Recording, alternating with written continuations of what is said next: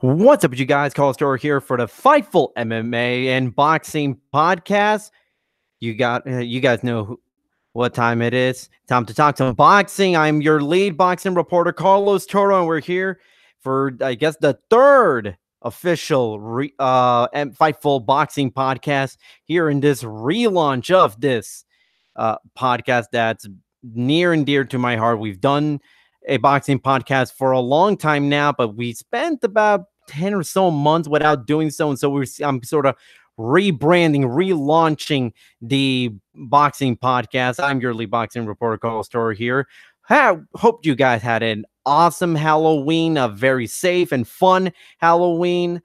I certainly spent the last night covering Lucha Underground's Ultima Lucha Cuatro, which was a very, very fun show. And you can read all about what happened in Ultima Lucha Cuatro, who lost their mask between Son of Havoc and Killshot. You can read all of that on FightfulWrestling.com. But we're not here to talk about wrestling. We are here to talk about boxing. And this is a very, very eventful month, I should say, in boxing, not just in boxing results, but in signings. A couple of weeks ago when we did the last podcast, it was Canelo Alvarez making waves, signing with DAZN, and now we got Manny Pacquiao signing with Premier Boxing Champions. As a reminder, if you have any questions, leave it in the live chat, and I will answer any questions at the end of the show. So anyone that has any questions, could be about boxing, could be about any of the current topic, could be anything from the past, or anything surrounding the sport that you're curious in, let me know, and I will answer at the end of the show if y'all have any questions. So for those of you who don't know, this has been in the works for quite some time, but it was made official earlier this week. Manny Pacquiao has signed an exclusive deal, I should say, with Premier Boxing Champions after Pacquiao announced that he is no longer tied to Bob Arum and Top Rank Promotions after his fight against Lucas Matisse back in July. Pacquiao beat Matisse rather dominantly to win the WBA regular welterweight title, and so now Pacquiao joins a roster that is littered with top welterweights. When you got Keith Thurman, Errol Spence Jr., let's see, Sean Porter, Danny Garcia, you got a lot of great welterweights signed to PBC, and this is a really, really big get for the company because they have stars. That's not the issue. They have guys that the boxing community can gravitate towards too. You got guys like Keith, as I mentioned, Keith Thurman, Sean Porter, Danny Garcia, Errol Spence Jr., all of those stars in the making. You got also in other divisions, you got guys like Leo Santa Cruz, Deontay Wilder, Gary Russell Jr., off the top of my head, Badu Jack, who fought on Showtime earlier this year for the WBC light heavyweight title. Lots of really good guys on PBC, but they didn't have that big superstar. They didn't have that one guy that, you know, that you can not only get the casuals, but also get maybe people who aren't interested in boxing. When you ask people who aren't particularly boxing fans, they'll tell you, hey, you know, they may not know who Errol Spence Jr. is. They may not know who Sean Porter is, but they certainly do know who Manny Pacquiao is. Manny Pacquiao, during his prime, he was a big mainstream star. And now PBC finally has that. They have that public face they can slap onto when they're talking about the new Showtime deal, when they're talking about the new Fox deals. And we'll talk about the Fox card that was announced for the end of December in just a bit. But when Manny Pacquiao first kind of became a free agent, it was very interesting to see who would be in play. Certainly PBC was going to be in play with all the welterweights they got in store. Matchroom Boxing, they were also in the running because, you know, Matchroom Boxing, they may not have the depth at welterweight that PBC has, really, and no one has the depth at welterweight that PBC does. And the closest you have is Top Rank, but they only got Dennis Crawford, and you got a number of contenders, but that's really it. Contenders, not really champions or stars. But Matchroom Boxing did have Amir Khan, and that's always an interesting fight. Amir Khan versus Manny Pacquiao. Sure, it's a few years a little too late for some people, but a lot of people will still tune in to watch Amir Khan face off against Manny Pacquiao. But looking like that's not going to happen probably ever now. Now Manny Pacquiao is with PBC. So now the question is, when's Manny Pacquiao going to fight? Well, it's January 19th in Las Vegas. They have not officially announced it, but interesting enough, very recently, Adrian Broner, who is scheduled to be Manny Pacquiao's opponent for January, was saying, posted a picture on Instagram, training in the ring, saying he's fighting Pacquiao on January 19th in Las Vegas. And although, listen, when it comes to Adrian Broner, sometimes you take things with a grain of salt, so to speak, but in reality, not what Bronner is saying is nothing that we haven't heard already. We expected this to take place in mid-January in Las Vegas, and it's going to be on pay-per-view. That's an interesting choice, because one would think that the most obvious pick would be to have Manny Pacquiao fight on Fox. You already have the big Fox deal. You got the budget to certainly pay Pacquiao to fight on free television, just as he did with ESPN last year, which that turned out to be phenomenal success for the network, and that eventually led to the official announcement that Top Rank and ESPN would be working together for years and years to come. So why not on Fox? Well, there are a couple of reasons why the fight is not on Fox. First of all is the fact that because this fight is taking place in the United States, some people may not know this, but Pacquiao does have a large debt to the IRS. We're talking millions and millions of dollars. And and when that's kind of part of the reason why Pacquiao hasn't fought in the U.S. since 2016 when he beat Jesse Vargas. He fought in Australia last year. He fought in Malaysia back in July when he was facing Lucas Matisse. But really, when now Pacquiao's coming to the U.S., he probably is gonna get a call, so to speak, by the IRS and say, "Hey, we need that money. We want that money that you owe us." So, when it comes to pay-per-view versus free television, this is something some people may not understand. Is that while yes, the sport would be far better off working its biggest fights on free television. That's without a question. When it comes to pay-per-view, boxers stand to win a lot more by going to pay-per-view. When you have people paying $60, $70, $80 to watch your show, and we're not talking about 100, 1,000, 10,000. We're talking about hundreds of thousands, maybe millions of people paying that price. You do stand to win a lot more money. And while certainly Fox, again, PBC has the budget to pay Pacquiao, I think they want to kind of start seeing how pay-per-view works for PBC.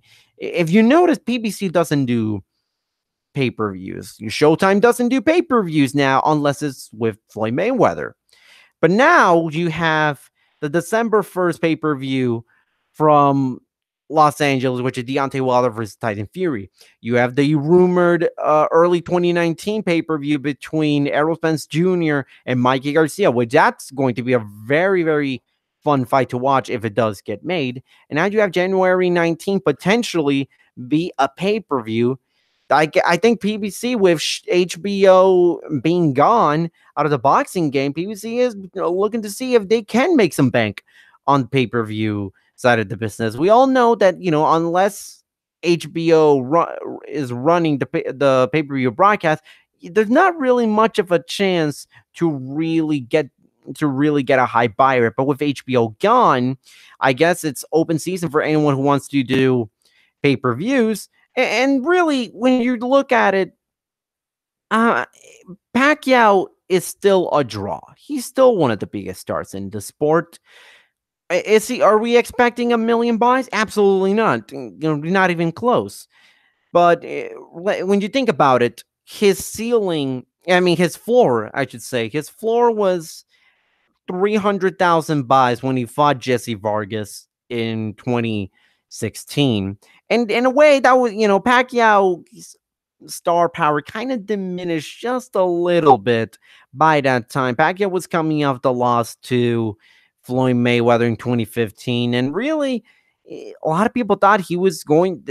This was going to be at 2016 was just the end of Pacquiao's career, and he retired briefly, but then he came back, fought Jesse Vargas, and did about 3,000 buys on a pay-per-view on Top Rank with very, very little real promotion of the fight. Boxing fans were certainly going to buy it because it's Manny Pacquiao, but they never really did much to grab that mainstream audience. So Jesse Vargas, the floor is 300,000. Adrian Broner, for better or worse, you may not like Adrian Broner. You may not think he's a Hall of Famer, even though he's won titles in 4 different weight classes. You can have all your grievances with Adrian Broner. Fact of the matter is, Adrian Broner is one of the biggest draws in boxing, and we're taking out regional stars like Jose Ramirez or Rodriguez Prograis or Errol Spence Jr. in Texas. When you put Adrian Broner on any card in the U.S., it's going to draw. Matter of fact, is you're going to get tens of thousands of viewers, of people paying to watch the fight live in whatever venue you're hosting it at. It did over 10,000, I believe, when he fought Jesse Vargas in April. And if you look at the television ratings numbers, Adrian Broner, you look at that top 10 in the last couple of years, Broner's got a few of those spots in the top 10 most watched Showtime fights since 2017. So there is no doubt that Broner is a much better draw than Jesse Vargas. So the bottom line was 300,000 is the absolute lowest, is the low end of what we should expect for a pay-per-view. We might be getting, I certainly am expecting between 350 and 400,000, which is not terrible. It's not great, but it's not terrible. It's no Terence Crawford and Victor Posto didn't even break 100,000. And, Pacquiao, that's an interesting get for PBC. It's a really, really strong signing for PBC. Now they have the star, they have the roster depth, they have the dates with Fox and Showtime. It's just a matter of getting those stars out there. And that's been a common complaint with PBC for years, is that they didn't get their top stars to fight enough times. Gary Russell Jr., the WBC featherweight champion, has fought once a year since, I believe, 2015. Keith Thurman, he has not fought. Well, granted, it's been due to injury, but he hasn't fought in nearly 2 years. By the time his next fight happens, it would be almost exactly 2 years since he last fought. And, when Thurman was actually supposed to fight in May, I think he got injured in March, they still didn't have an opponent for him. They still didn't have a fight for him. So really, they were playing it by the ear. They were biding their time, and really that's not what PBC is supposed to do. They have the guys that can certainly fight 2, 3, 4 times a year, guys that want to fight 2, 3, 4 times a year, not once a year. And now with Pacquiao, with the dates, with the budget, with the 2 networks, certainly this is going to be a fun time to watch PBC, to follow PBC, because listen, that this boxing needs all the big stars they can get. They certainly need the television dates and the television rights to be able to showcase those stars. And with Fox being on board for bigger, better boxing cards from PBC than what we've been getting for the last couple of years, which, let's face it, it's been lackluster, to say the least. We're now getting championship fights on Fox starting on December 22. Fox announced that they're broadcasting the December 22nd PBC card from the Barclays Center in Brooklyn, New York. In New York, my home away from home. 3 fights on that card. Opening fight is a heavyweight fight between Dominic Brazil and Carlos Negron. Co-main event is Jermell Charlo, the WBC junior middleweight champion, defending his title against Tony Harrison. And then you have the interim WBC middleweight champion, Jermall Charlo, facing off against Willie Monroe Jr. Now, let's get this out of the way. On paper, this is not a competitive card in terms of the fight. This is not a great card when it comes to how close the fights are on paper. All three fights of these, all three fights on paper look like a complete mismatch. Willie Monroe Jr., while certainly he's not a bad middleweight, he's been a contender for years. Every time Willie Monroe has stepped up in competition, he's faced the elite. He's been severely outclassed. He was beaten for all 12 rounds against Billy Joe Saunders last year, and he did not look great when he fought Gennady Golovkin. So now, Willie Monroe Jr., so once again, the test, can Willie Monroe step up to the plate and fight in elite middleweight? Everyone's saying no, because there's nothing that Willie Monroe has shown us that can prove otherwise. And you got Tony Harrison, who, listen, Harrison's a nice fight. It's not terrible. But when you look at Jermell Charlo and the fight he just had with Austin Trout, which was a fun, exciting, competitive fight that was very, very close. It was closer than I thought, than I initially thought when I looked this fight on paper. This seems like a bit of a letdown. And for Dominic Breazeale, this is a stay busy fight for him. Go up against Carlos Negron, who's a former Olympic boxer from Puerto Rico from 2008. He hasn't fought in 18 months. He recently signed with King Kong Promotions, with the company that's also managing Luis Ortiz. And for those of you who have been following my social media and some of the articles I posted on Twitter, I spoke with Carlos Negron recently, first to get kind of his thoughts on the fight. Funny enough, I was speaking to him right as the press conference for the December 22nd PBC card was happening. He was not in New York. He was funny. He was coming back from Miami training. He was in Puerto Rico for a few days. He's now in Miami training. And I did manage to catch up with Carlos Negron. We had a very, very lengthy but very fun interview, about 25 minutes long. There will be articles on that coming to Fightful soon. Hopefully we'll post the audio of the full interview. It is in Spanish, so I will try to see if I can maybe put some captions or some subtitles on it for those of you who don't understand Spanish. They can at least follow along.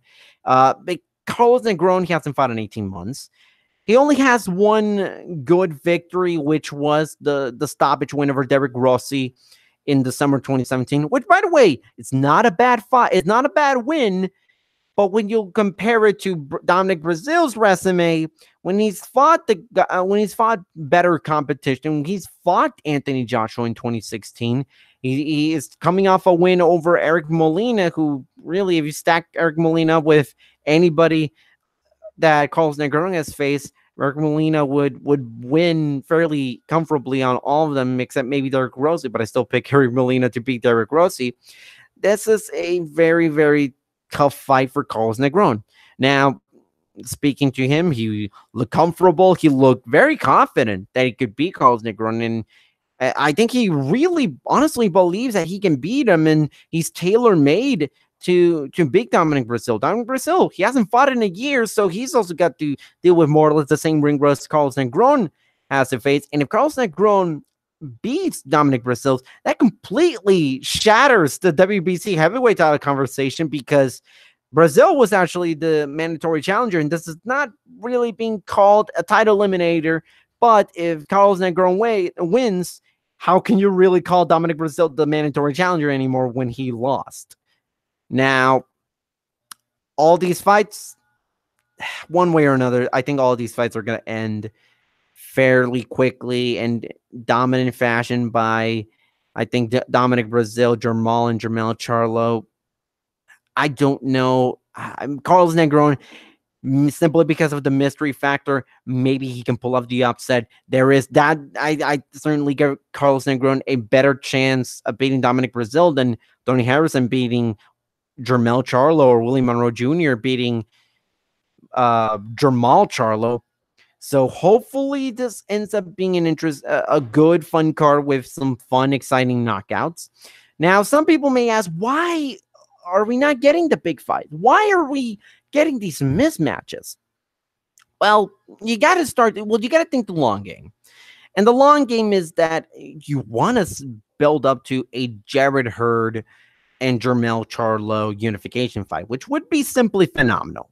And Jared Hurd is set to fight on December 1st. This was announced a couple of days ago by Jared Hurd. He will fight Jason Wellborn on the undercard of that Deontay Wilder versus Tyson Fury pay-per-view card.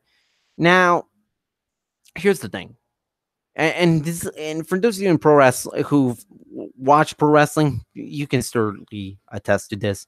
When you have a new guy, and when you have a star that not a lot of people have seen, you showcasing in front of the masses.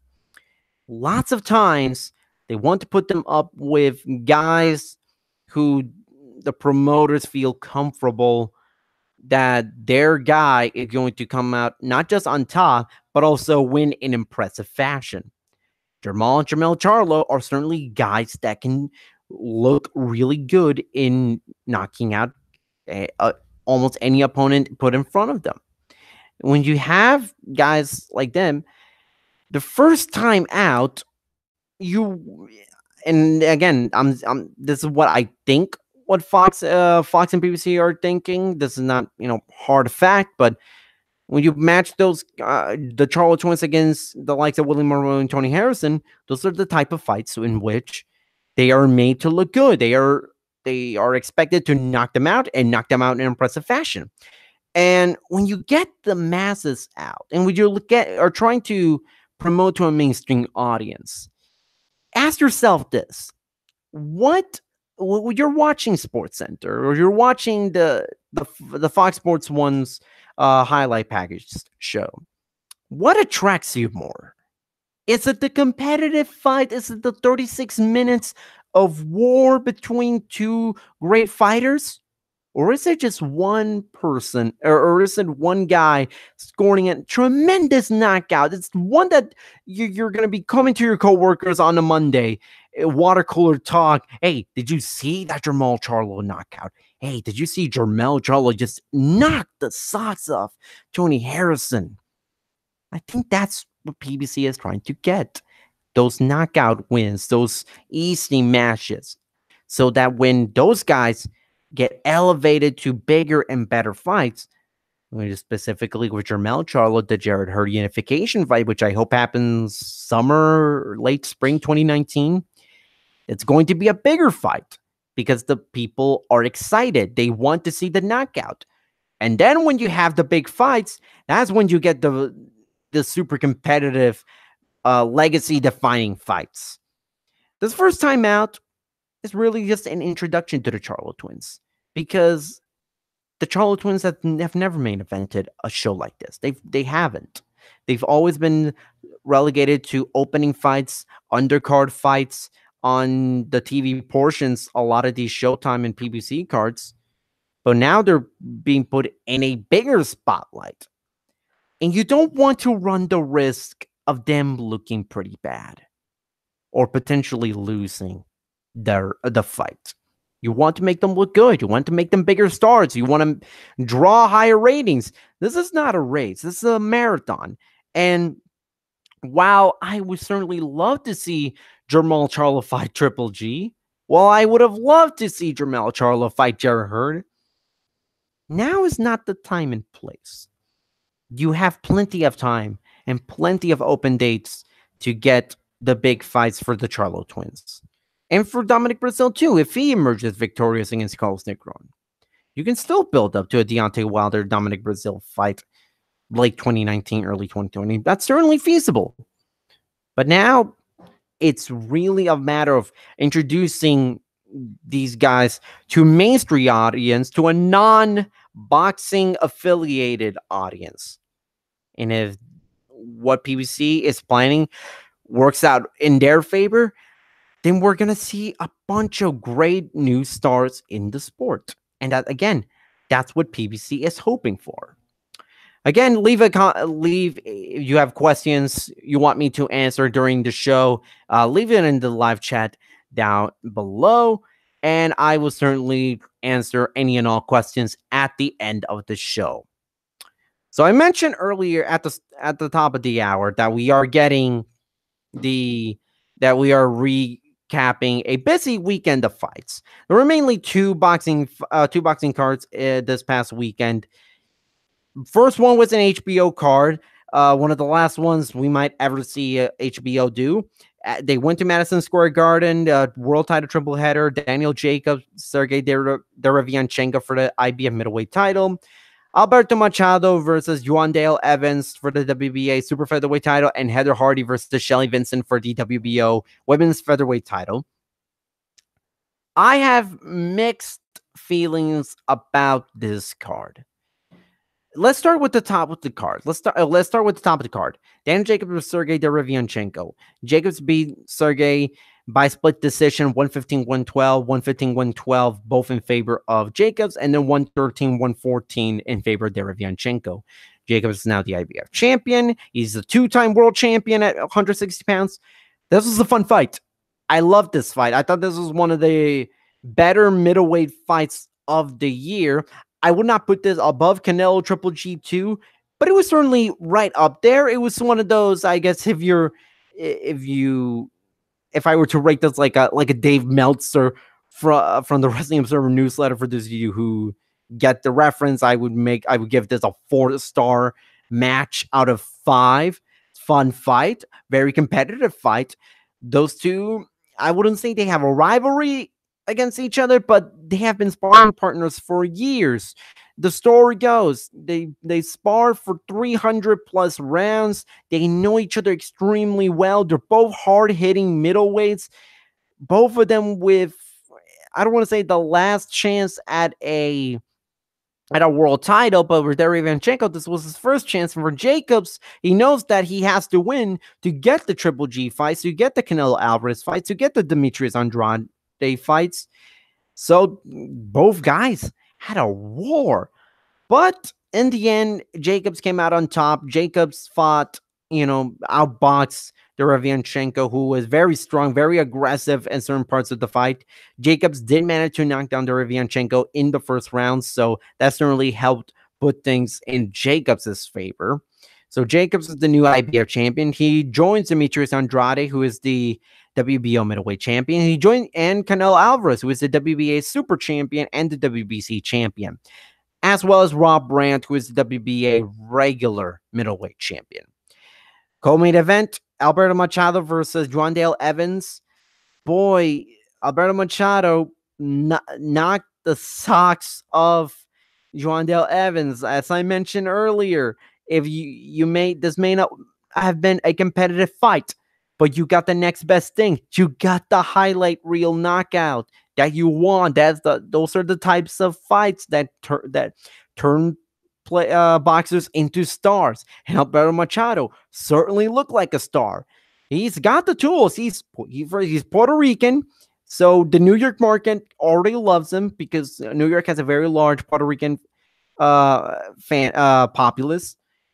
Alberto Machado is a guy that knocks people out, won the title by knocking out Jessica Corrales, and he's a guy that physically he's so difficult to prepare with. He's my height. He's 5'10". I think he's classified as 5'10". I don't believe that because I'm 5'10", 5'10" and a half, and I think Machado's taller than me. I could be wrong. I never stood next to Machado, but I think he's slightly taller than me, and he's fighting at 130 pounds. And not only that, he's a guy that is still knocking out people left and right, and those are the type of fights that you look and think, oh man, I want to see Alberto Machado fight other people, fight some of the other bigger stars, fight Miguel Berchel, fight Gervonta Davis, which is certainly doable next year. Right now, Alberto Machado doesn't really have a home. He's with Cotto. He's being promoted by Miguel Cotto, who kind of has a working relationship with Golden Boy Promotions, who is signed to the Zone. So maybe we'll see Alberto Machado fight on the Zone in 2019. That remains to be seen. Machado knocked out Evans after knocking him down 3 times already. The third one, knocked him out flat on his back. The fight should have been stopped after the second knockdown, because when Evans got back up, he got back up, but he wasn't really up. He was wobbly. His eyes were all over the place. He wasn't responding well to the referee's count or the referee's instruction. They should have stopped the fight after the second knockdown. And people criticize the referee for it. So what to do? But Better Machado continued the fight, and he ended the fight right there. Really, really fun guy to watch at 130 pounds. And now there's a lot of really fun guys to watch at 130 pounds. So Machado is, I don't want to say he's under the radar, but he's fighting in a loaded division. And if he can get a unification fight against whomever, against Burchell Davis or Tevin Farmer, any of those fights would be so much fun to watch. I am looking forward to what Machado can bring next year. And then you got the opening fight, Heather Hardy versus Shelly Vincent, a rematch from their spectacular 2016 fight in New York that Hardy won via majority decision. Hardy again wins, this time by unanimous decision, to pick up the vacant WBO women's featherweight title. This fight was televised on HBO, which HBO does not do women's boxing, but this is the second time ever they air a live women's boxing fight on the network. Now, I don't know. I have several points of criticism for HBO when it comes to this fight, and when it comes to women's boxing in general. I don't know if they changed this for any replays whatsoever, but during the live airing, they were saying the production was so bad in terms of presenting these women as legit. Well, I don't want to say legit boxers, because I don't think that's what HBO did, but they were not being treated as well as the male fighters. Here's why. During the broadcast, they were talking about how both women were, I believe, victims of assault, and then there were points. There was a, I guess, little biographical graphic about Shelly Vincent, and the very first thing that you see at the top, not her record, not her notable fights, not what she's won in terms of titles, what her amateur record was, how long she's been fighting, none of that. It was how many times she got arrested. That is so incredibly tone deaf. And I could not believe, I sincerely doubt HBO would ever do that for a male fighter. It was blatantly disgusting. And HBO, they just don't care about women's boxing. They really don't. When you look at the first time they aired a women's boxing fight, Cecilia Briggs versus Kelly Hayes, back in May 5th. It was the opening fight to the Triple G Vanes Martirosyan card. If you remember, you actually watched that fight. I think it was Jim Lampley or Max Hellman, one of them. They said that when they were watching, they were in New York the week prior, they saw the Katie Taylor fight, and they didn't realize that women's boxing had 2-minute rounds. I don't understand how those two veterans of the sport, for as much as I praise them and how much of a fan of both of those guys, I don't know how you could possibly be in the sport for so long and not even realize that. And not just that, to just straight up say on the air that you didn't know women's boxing had 2-minute rounds. That was so bad. I just couldn't believe that they would actually do that. And now when you have these incredibly tone-deaf graphics about how many times they've been arrested, it shows HBO doesn't really care a lot about women's boxing. Let's remember, Heather Hardy versus Shelly Vincent. This fight was never supposed to be on the HBO broadcast. It took a big effort from Heather Hardy, almost to the point of begging Peter Nelson to get this fight on the network. And bless Lou DiBella, because he tried so hard to get the Amanda Serranos and the Heather Hardys of the world, to get them as much exposure as possible. He was already saying, listen, we already have a contingency plan if HBO refuses to air this fight. We're going to stream it, and we want people to watch women's boxing, because women's boxing is a great thing for the sport. It's not something that you should limit exposure. These women deserve to be given as much equal treatment to the men as possible. They should be getting paid like the men. And if you remember, you go back to that May 5th fight between Cecilia Braekhus and Kali Reyes. That fight was also never supposed to happen. That fight was never planned to be on HBO television. They were planning to have the opening fight be Roman Chocolatito Gonzalez, but Gonzalez was not able to get to the U.S. in time. So HBO was like, well, damn, we don't have any other notable fights. Oh wait, we have the undisputed women's champion. Oh well, might as well put her in here. Who knows, man? Whatever.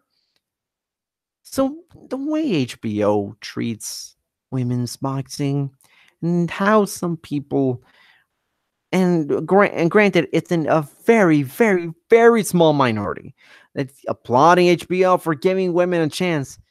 Let's remember, Showtime's been doing this a lot longer than HBO when it comes to women's boxing. NBC Sports, they aired the first fight between Heather Hardy and Shelley Vincent. Other networks have had no problem showing women's boxing. ESPN's been showing more women's boxing as of late, because now they have actually a promotional company to actually show women's boxing.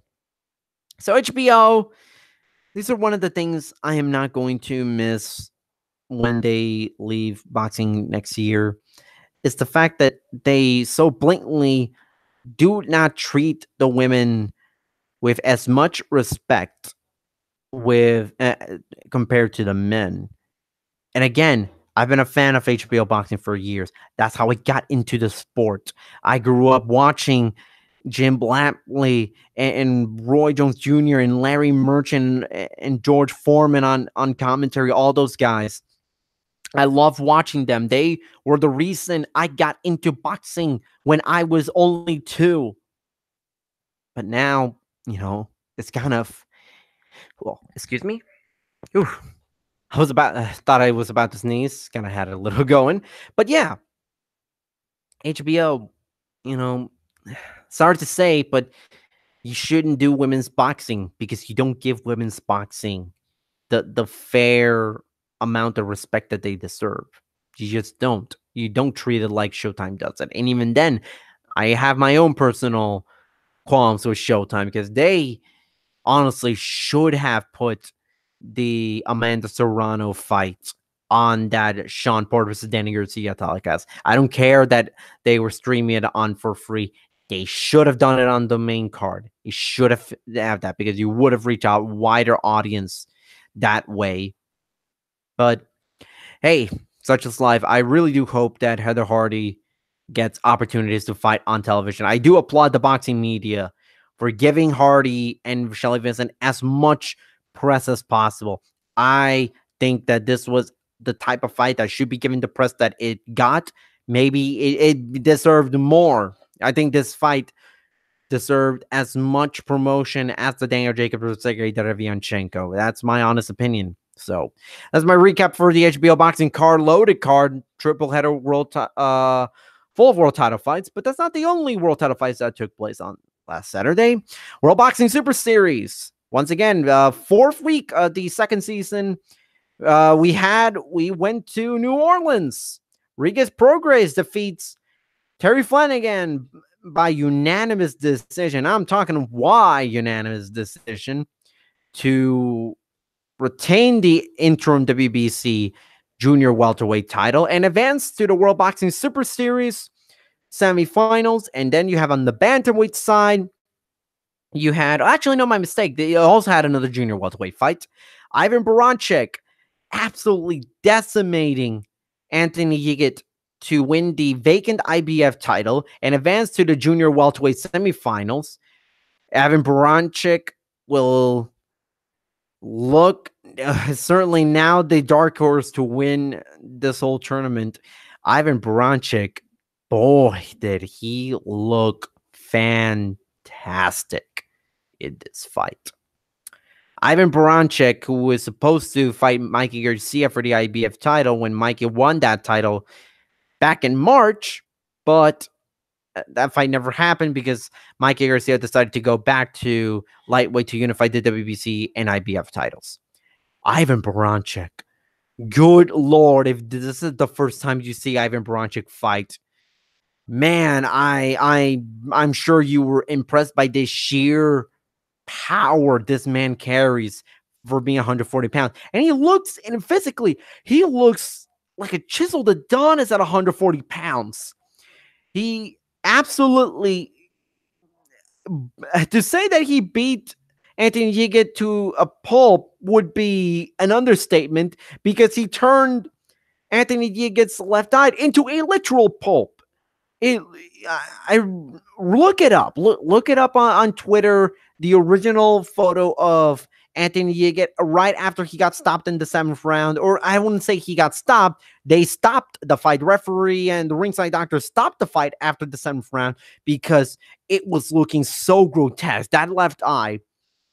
Let me put it this way. Let's say it was the size of a golf ball. And I'm not talking, it was literally a golf ball. It was a purple golf ball that encompassed the left eye of Anthony Yiget. Thankfully, Anthony Yiget is not, didn't suffer any residual damage on the left eye. There's no detached cornea, detached retinas, or any severe damage. It was about the best news as possible. And you look at how his eye is looking now, so much better than it was back on Saturday. So Anthony Yiget, he did his best. He tried his hardest to beat Ivan Baranchyk. The game plan that he carried was that he wanted to go deep into the fight and kind of want to tire out Ivan Baranchyk. But the problem was, in order to tire out Ivan Baranchyk, you're going to have to land some punches. And Anthony Yiget, he had his shots. He landed some clean shots to Ivan Baranchyk. But then, here's the thing. The fight then eventually became a series of exchanges between Baranchyk and Yiget. And when you have that happening, Baranchyk is going to come out on top 10 times out of 10 against Yiget. And it pretty much did. Yiget managed to stun Baranchyk a couple of times throughout the fight, but he didn't really hurt Baranchyk. At no point was he ever hurt.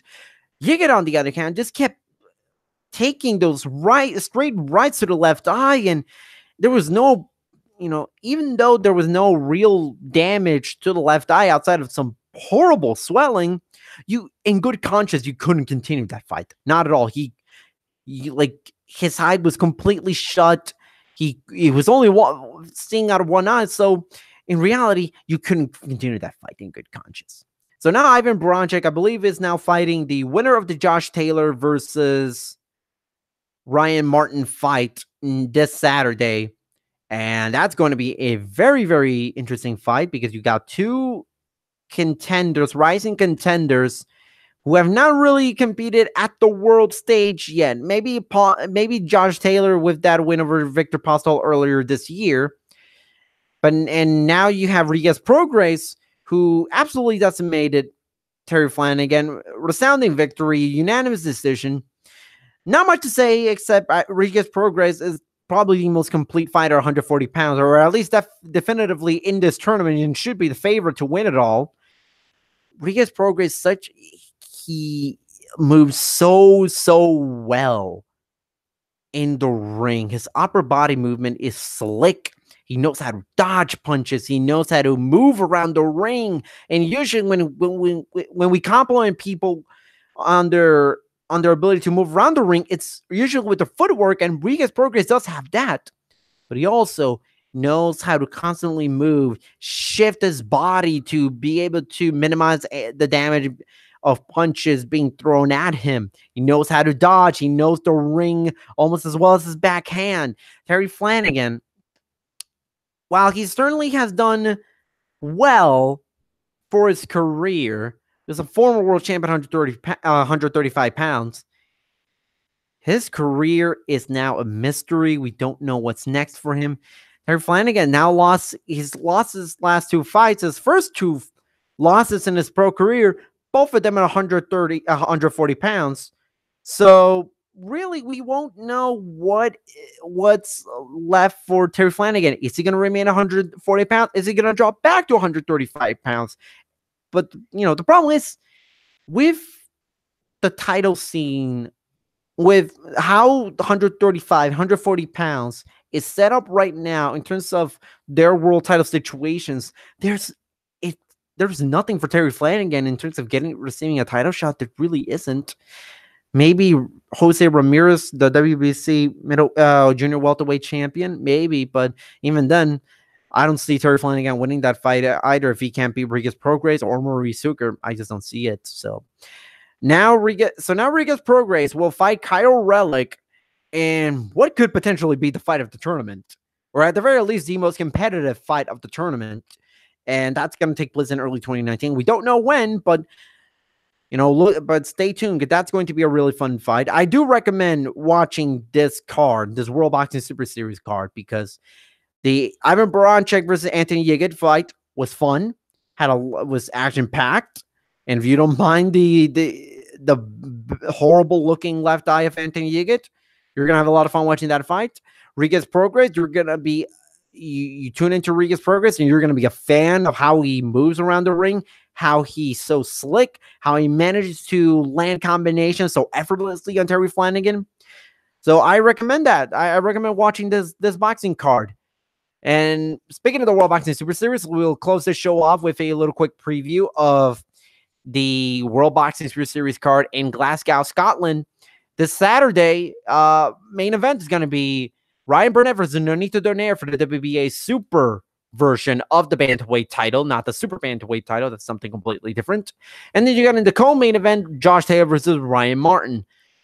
Now, these are the last two bantamweight and junior welterweight fights, respectively. So this rounds out the first round, the quarterfinals for both of those tournaments next Saturday.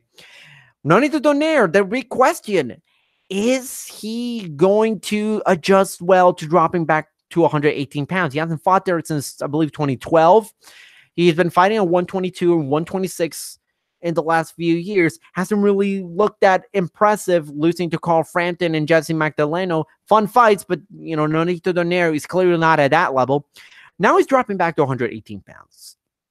Now, there were some rumors that Nonito Donaire is going to drop out of the fight because he can't make 118.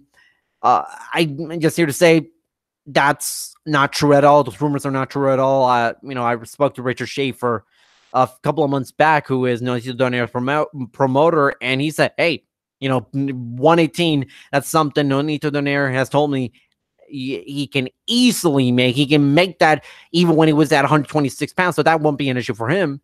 Nonito Donaire, I think he could be the darker for this tournament. I think a lot of people are sleeping on Nonito Donaire because of his last few performances.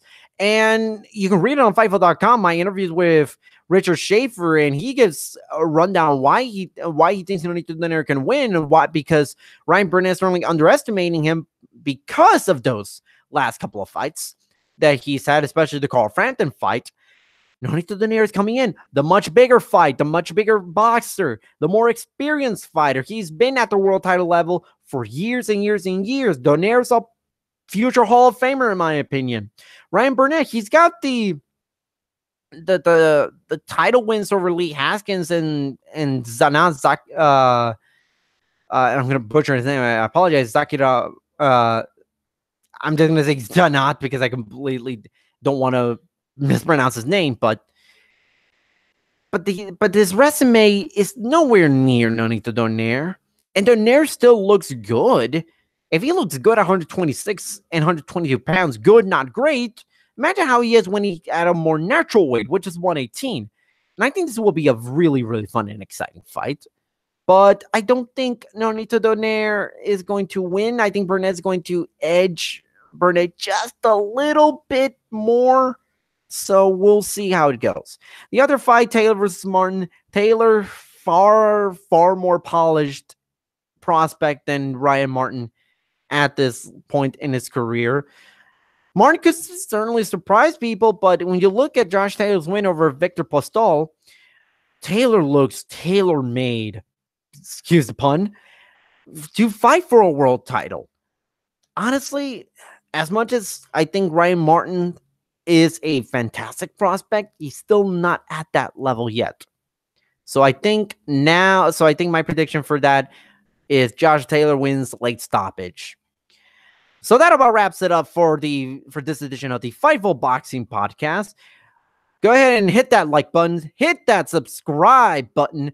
We have on our new MMA and boxing channel. We're trying to get as much subscribers as possible for this Saturday's UFC post show, UFC MSG Derek Lewis versus Daniel Cormier for the UFC heavyweight title. Fun fight. Bit of an interesting fight considering both men literally just fought not that long ago, especially Derek Lewis, who just fought 3 weeks ago. So that's going to be a very, very weird main event, but I hope that it's going to be a fun main event. If both guys were healthy at 100%, I would have been all over this main event, but hey, I will still tune in to the Fightful MMA podcast featuring Sean Ross Sapp, James Lynch, and Showdown Joe Ferraro to talk UFC 230. Hope you guys tune in to that podcast and all of our Fightful coverage, whether it's the post-Raw and SmackDown shows, post-wrestling pay-per-view shows. We're going to have a post-show of WWE Crown Jewel tomorrow. Sean Ross Sapp's going to be all over that. And then we have, as I mentioned, UFC 230.